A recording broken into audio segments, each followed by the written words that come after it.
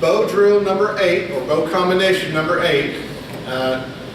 Again, isn't really anything we haven't done before. It's got some side strikes, a thrust, and a reverse strike in it, but it's how we're putting them together. So you need to be making sure you're practicing the individual fundamental moves by themselves before working on getting to the level where we're putting these up together.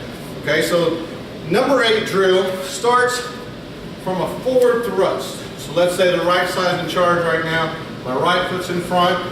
Start from a forward thrust. From there, I'm going to step that back foot forward and do a side-side real quick. Now, the first side isn't where my foot lands down in front. That'll happen on the second strike. 1, 2 is where my foot lands. And this is weird because it's kind of, I'm scissoring my body. I got one move coming one way while my hips are kind of trying to set in place going another way, because this is preparing me for my spin. I'm going to do a spin strike after this. So here, try to get that done first. From the forward thrust, step forward, side to side.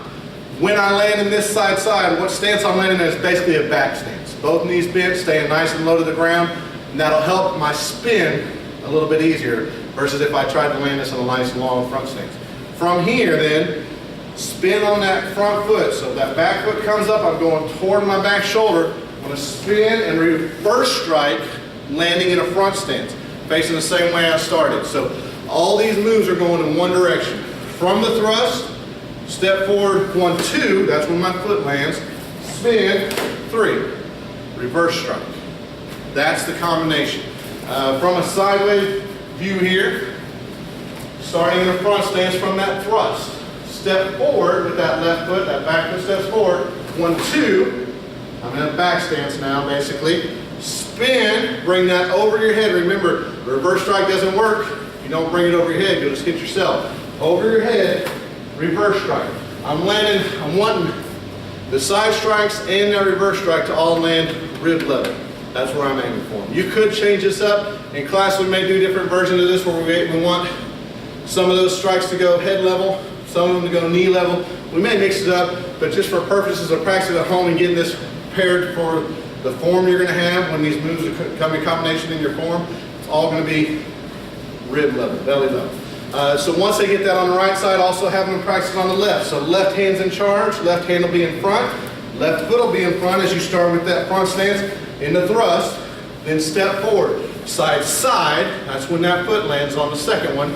Spin, reverse strike. Simple enough. Thrust, side, side, spin, reverse strike.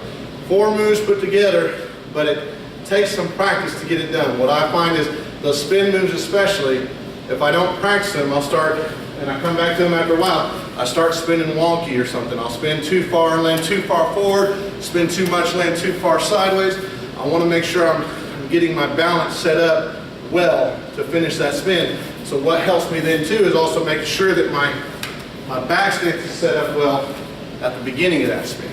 If I don't practice that and all I do is I think I'm just stepping over too long. I've tried this drill from a front stance before too, and it's hard to go from a front stance here to another front stance and landing good if you're going to try to put those moves together quick. That's the last thing I want them to do is try to add some speed to this once they get good with it. So in order to help the speed come with it, that back stance makes it a little bit easier to get the spin happening and go from one thing to the next. So those 4 moves, there is bow combination number 8.